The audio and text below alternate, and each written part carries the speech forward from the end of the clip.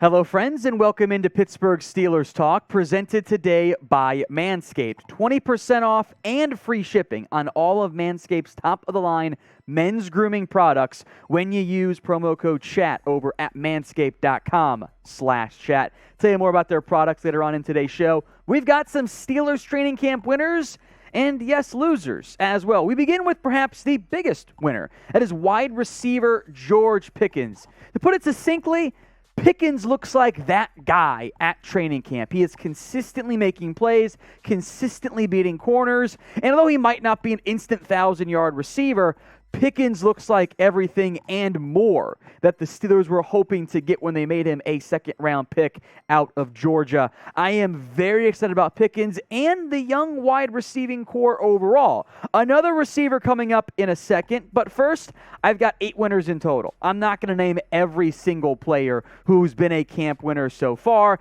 That's going to take way too long of a show and gets boring. But I want you guys to drop a name or names in the comment section. Who do you think has been a Steelers camp winner so far? Drop those names for me in the comments. In general, every single team for every single training camp has winners at wide receiver. It's just how things tend to go and maybe a bit indicative of just the way training camp tends to work. Doesn't always translate to the field, but I think George Pickens and Calvin Austin III are going to be a very strong 1-2 punch long-term at the receiver spot for this organization. Pickens and Austin about as different as they come in terms of play styles. Pickens is your typical X wide receiver, the big body, big frame, vertical threat, contested catch. He can do all of those things. Calvin Austin is your undersized but electric and dynamic slot receiver. He's drawn plenty of early praise so far at camp. So if you are like me and you are hyped, excited, and thrilled and optimistic about the Steelers' rookie wide receivers, show it by typing in me in the comment section. Let's go to running backs now. Jaylen Warren, would have loved to put Benny Snell on here, but again, he is a little bit banged up at the current moment. But Warren's drawn some praise. He has flashed as an undrafted free agent out of Oklahoma State, and given the uncertainty in the Steelers running back room, he is pushing to make that team. I don't know if Steelers are going to carry 3 or 4 backs, not including a fullback in Derek Watt, who I feel like they're going to carry as well. Could they cut Benny Snell or Anthony McFarland? Maybe. I do think Warren has a chance to push and make the 53 for the Steelers, which is often a good sign when you find a UDFA who can do that. So get your predictions in for me. Will Jaylen Warren make the roster? Y for yes or N for no? This will be the pinned comments on today's show. So if an ad break happens to come here on YouTube, take advantage of it. Head down there, type in Y for yes or N for no.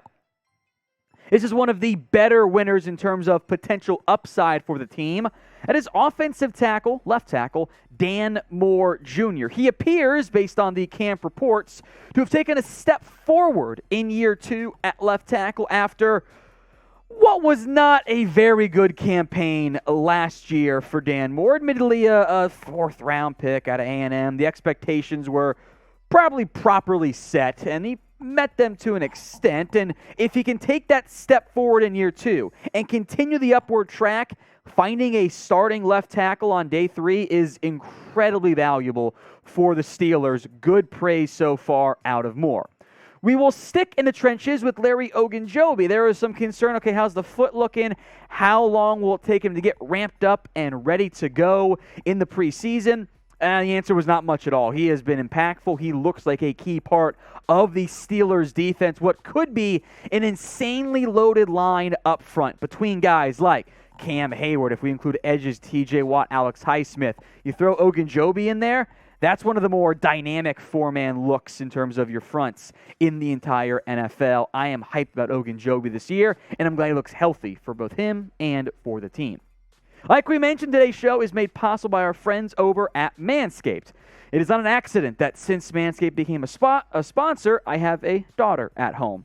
You can read what you want to from that standpoint. Get 20% off and free shipping on all of their top-of-the-line men's grooming products over at manscaped.com/chat. 20% off and free shipping, including the awesome Lawnmower 4.0, the #1 men's grooming product on the internet. So head over, manscaped.com/chat. I'll put the link near the top of the comment section and in the description as well. Stick on defense here. That's Mark Robinson, the 7th-round linebacker, who 7th-round picks are not guaranteed to make the roster. They have to earn it. They have to fight for it, especially a team that has some depth at the position. And that's what's going on here with Robinson. He is pushing to make that team in terms of being able to be one of those 3rd, 4th, 5th inside linebackers. Seems like Myles Jack, Devin Bush, more on him in a second, Robert Spillane, then some combination of Buddy Johnson, I think, makes it Robinson, Marcus Allen. The numbers get a little bit tricky from that standpoint, but it does give Robinson a chance to make one of those last roster spots. Keep an eye out for him in the preseason on special teams. When you're one of those last guys to make the roster, you've got to contribute almost always in that area. Next up is tight end Connor Heyward. Now, I will make note quickly, by the way, that when Derek Watt was a bit banged up at one point in camp, Heyward got some run with the fullbacks. That is important because I think it all but solidifies that he's going to make this team as tight end 3/fullback 2/hopefully special teams contributor behind Pat Freiermuth, Zach Gentry.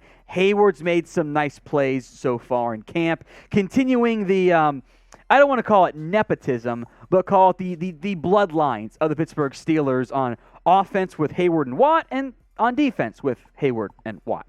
We are getting closer and closer to 16,000 subscribers here on Pittsburgh Steelers Talk. We've got free videos pretty much every single day on everything going on around the Steelers organization. So if you haven't already, hit that big red button and subscribe. It's youtube.com/SteelersTV. Can't believe I'm doing it, but I am talking about a punter, and that is Pressley Harvin III. And there is a quote-unquote battle with Cameron, I'm going to mispronounce the last name, Nizialek. It's probably wrong, but that's where we're at. Cameron is not a good camp at all. It's been pretty rough there. Harvin, who has the best aesthetic since Marquette King as a punter in the NFL, he's going to win this job. I feel pretty confident on that standpoint. There was a shank from Cameron earlier this preseason that was pretty rough. So I think Harvin's going to win the job at punter. Let's move now to the losers. That begins with Devin Bush, the linebacker, who I'm not out on him, but we're trending in the wrong direction a little bit faster than what I would prefer to be trending towards. Bush needs a major bounce-back year, but he's splitting reps with Robert Spillane, who, I know not everybody loves from that standpoint, so it's not great as we sit with the linebacking core. Myles Jack's going to be linebacker 1. I would like it if Devin Bush can emerge and solidify the linebacker 2 role. Unfortunately, I just don't have that much confidence in Devin Bush at this point, and that is pretty disappointing. In life, there are winners and losers. We're trying to be nice by doing 8 winners compared to only 3 losers. But I still want you to name one for me in the comment section. Safe space to be a little mean, maybe even be a bit of a truther as opposed to a homer. Sound off with a Steelers training camp loser so far. Let's talk quarterbacks now. How can we not talk about it, right? I'm going to put Mitchell Trubisky in the losers category. And I know he's going to start preseason week 1, and I assume he's going to start the regular season as well. But the reports coming out of camp have not been effusive in the praise of Trubisky. They're pretty scattered. Every couple days you say, hey, Trubisky had a great day, but then, the 7 shots are not favoring the offense in any capacity. And I think a lot of the doubts that have already existed about Trubisky's NFL ceiling and ability are absolutely still there. The early reports were, hey, Mason Rudolph started pretty good. Could he push for the starting job? Was that accurate? Was it because Trubisky was playing poorly? Was it the Steelers trying to get some trade interest in Mason Rudolph? I'm not really sure because the camp reports have kind of been a little bit all over there. Kenny Pickett's been making more noise lately, despite one report of, he's not going to play in the preseason. That would be just all kinds of red flags. He's been playing better. He's going to eventually be this team's starting quarterback.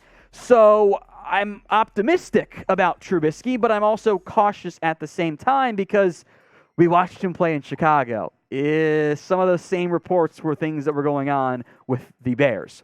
Now, who do you want to start at quarterback. This is just your opinion, not what you think will happen, what you desire to have happen. MT for Mitchell Trubisky, MR for Mason Rudolph, or KP for Kenny Pickett. Let's move now to Isaiahh Loudermilk, who did play a fairly heavy role, relatively speaking, last year as the Steelers were kind of decimated along the defensive line. So far, not so good for Loudermilk. The additions of Larry Ogunjobi and DeMarvin Leal do not set well up for Loudermilk. Chris Wormley's fighting with him for a roster spot. The two Davis boys are. Doug Costin's flashed a little bit. So I know Loudermilk was a draft pick previously out of Wisconsin. I would not consider him safe on the roster. He needs to have a big preseason if he's going to make this Steelers team, I believe, in 2022.